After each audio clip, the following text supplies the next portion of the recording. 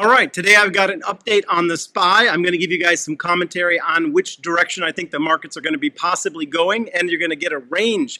Where can we go high? Where can we go low? I'm going to be looking at the SPY with you guys today. I'm also going to be talking about some top analysts and their views on the market, and we're going to be going over winning and losing trades. This is the Stocks with Josh show. Thank you guys for hitting the like. Thank you guys for just saying hi and throwing a heart in the comment. If you're trying to figure out how to trade these volatile markets, hit the subscribe and the YouTube all notification bell. All right, guys, we know that the markets are choppy ahead of the FOMC meeting. The rate is going to stay the same. There's no doubt about it. There's no reason to speculate. Currently, the rate is at 5.25 to 5.50. It's a range. It's not a fixed number. The rate is 5.25 to 5.50, and right now 99% of Wall Street or investor participants believe that the Fed will not raise the rate tomorrow, and so that seems to be set. And that same group only believes that there's a 31% chance that he will raise in November, and so what they're looking for is confirmation of that. That's what the market believes, and when the Fed goes to speak tomorrow, they're not going to want to see an extremely hawkish Fed.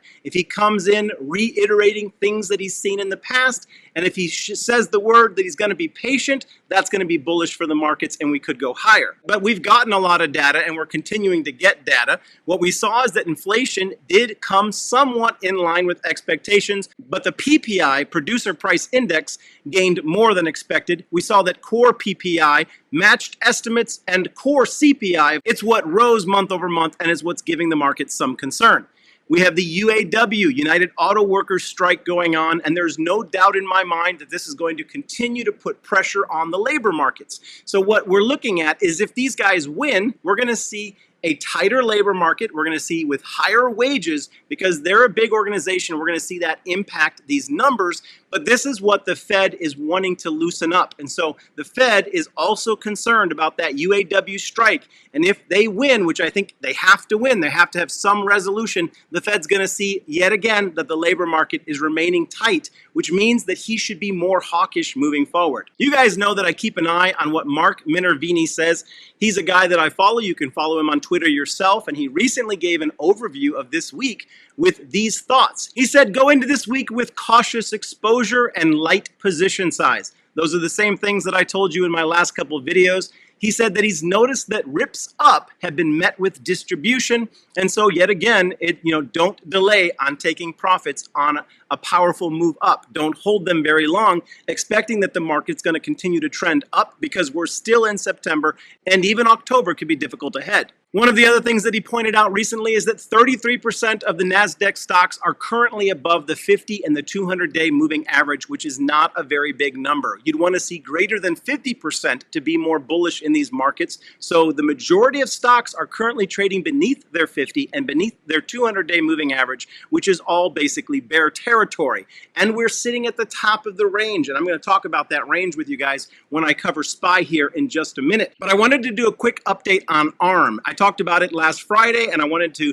review what was predicted and give you guys some additional insights because I know that this stock is going to be popular with the retail trader. Now, full disclosure, I'm not in ARM. It's not to say that I wouldn't take a scalp one way or the other, but right now I'm not holding any ARM. The bulls are basically calling it a monster stock or a sleeper stock, but the bears are calling it Wall Street's ARM pit, which is a huge concern.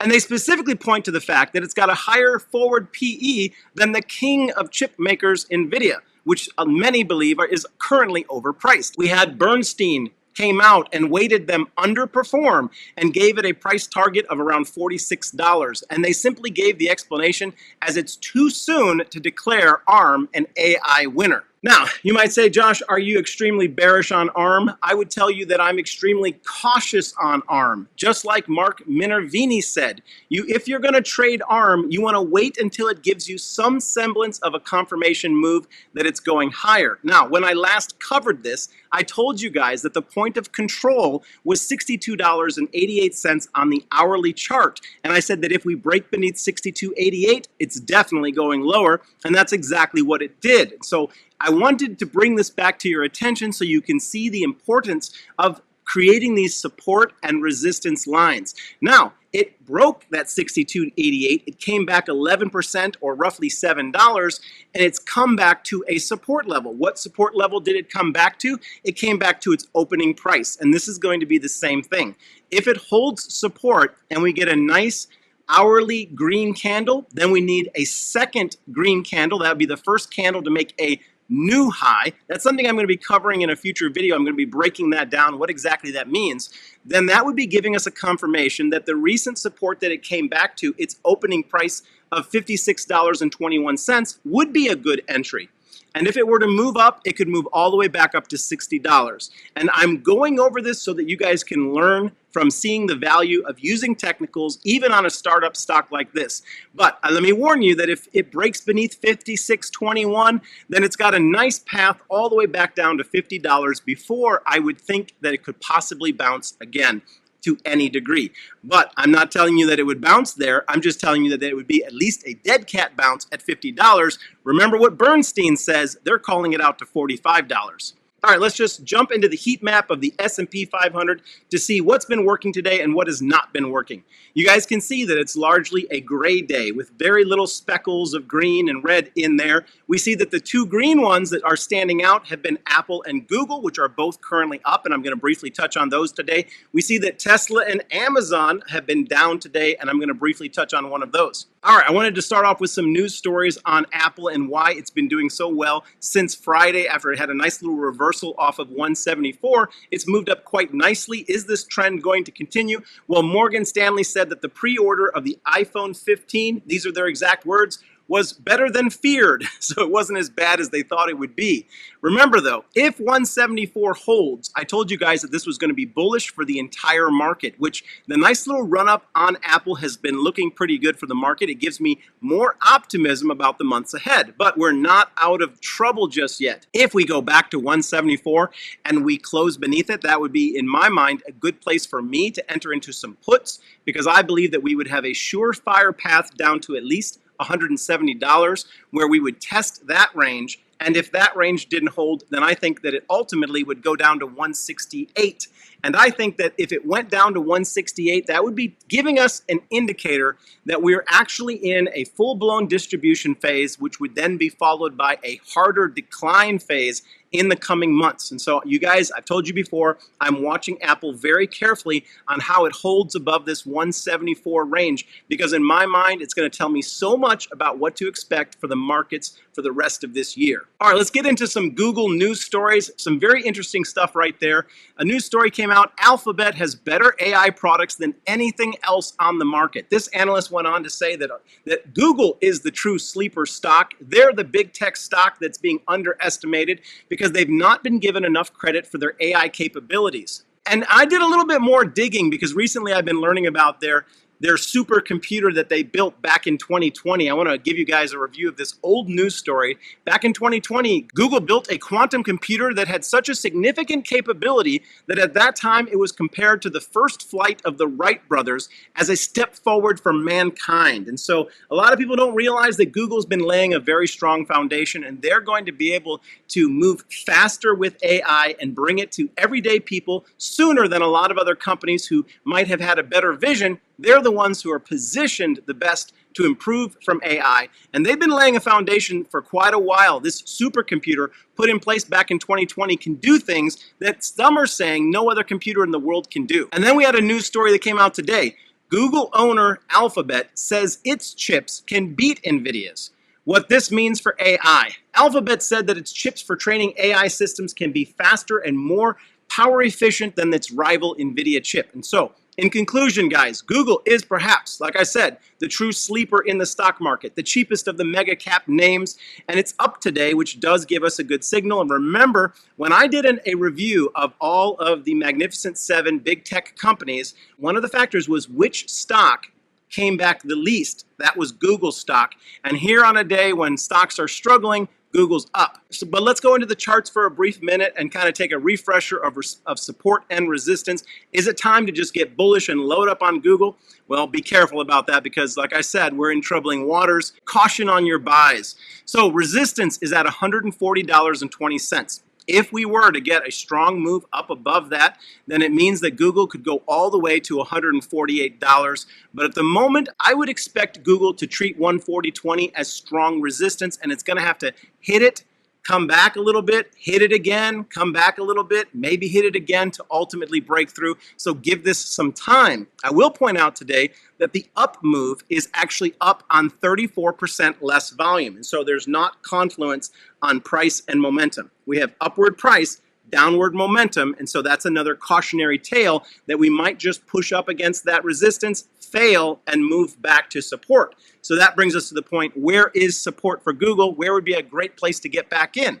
Well, the trade range has been between 135 and 138. And so if you're taking it more cautiously, you'd be a buyer when it pulls back to 135, and you'd be watching for breakout at 138 for a potential move higher. And then this word of caution, the only support beneath 135, and 135 is actually a light support. And so the only true support beneath the current price of Google right now is actually 130. And what that means is, even if Google's in an uptrend, if the markets go through a tough moment and they sell off, that's where Google's going to ultimately come back and sell. Now, I'm not telling you to wait for it to get to 130. I'm not telling you it's going to push above 140. But both of those are signals. You want to look for bounces or rejection off of the support and resistance lines that I just gave you. All right, I'm going to get into the SPY and Tesla in just a moment. Before I do, quick station break. If you need better trade tools, check out the offer from the Moomoo Investment app. It's a zero cost to trade platform available in the US, Australia, and now pre-registration for Canada. Here in the US, they're offering up to 16 free stock to open and fund an account. Now, I'm going to leave a link in the top pinned comment. You can click on that and you can see the exact offer that's available for you and what you have to do. Click on that link, check that out, get your free stock, start investing.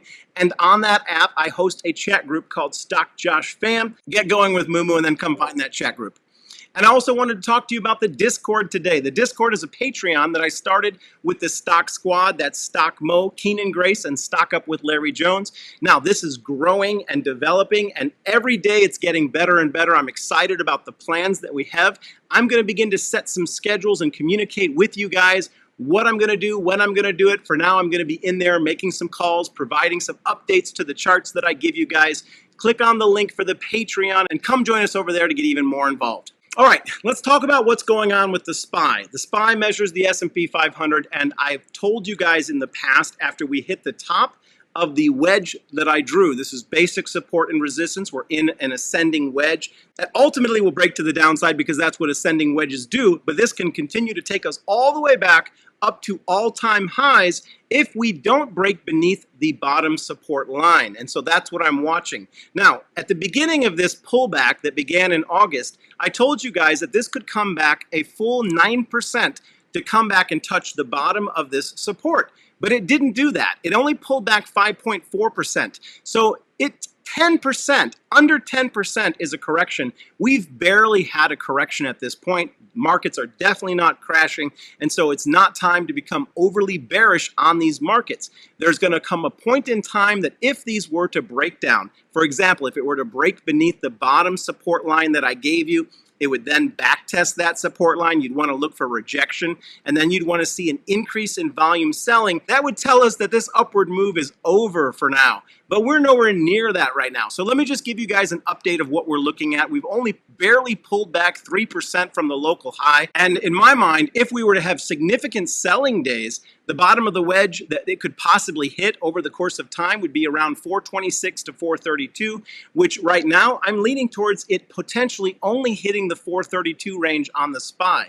That would barely give us that 5 to 6% pullback, and like I said, it's barely even a correction. And then we've got this descending parallel channel within the wedge that I drew, which is bullish. If we test the bottom of this, we bounce and break above it, then it very well means that we might be heading right back to the top of this ascending wedge pattern that I've drawn for you guys. So I will give you this as far as being bearish on the SPY because there's definitely going to be money-making opportunities to take puts on the SPY, but I wouldn't enter them until it crossed beneath 442. That's where I would be entering into puts. Right now, we're still just moving largely sideways, waiting on what the Fed's going to do. All right, let me wrap this video up with talking about Tesla. Now, guys, we are pushing up to a known gap in Tesla, and that's basically 280 to 292. We have gotten up close to it. We've pulled back today. There's a line in the sand that I'm watching, and that's 272.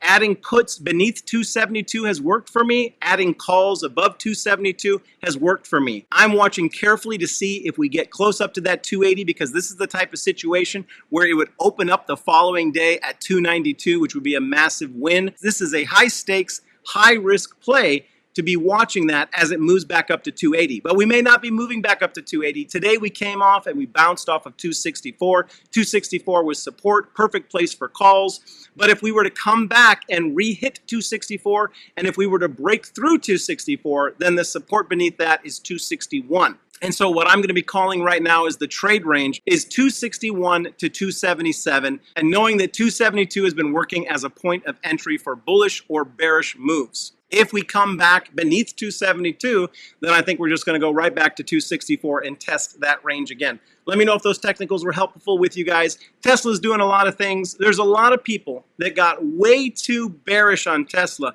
There's a ton of people that have millions of dollars at stake shorting Tesla, and I think it's a massive error because Tesla is a great AI company. They didn't see AI coming. They did not see Tesla's position correctly in this marketplace. You see the legacy automakers suffering with this strike. In my view, they're getting further behind, which is just more and more bullish for Tesla. And anyone shorting Tesla for the long term is going to get wrecked, because I think this is actually going to go higher. I think that Tesla will break its local high of $315. I can't tell you guys exactly when. I'm favoring moves to the upside, not moves significantly to the downside, even though I am playing puts, as I said, at the lines that I give you. If it breaks beneath that, I'm just going to let it take me down, see where it takes me.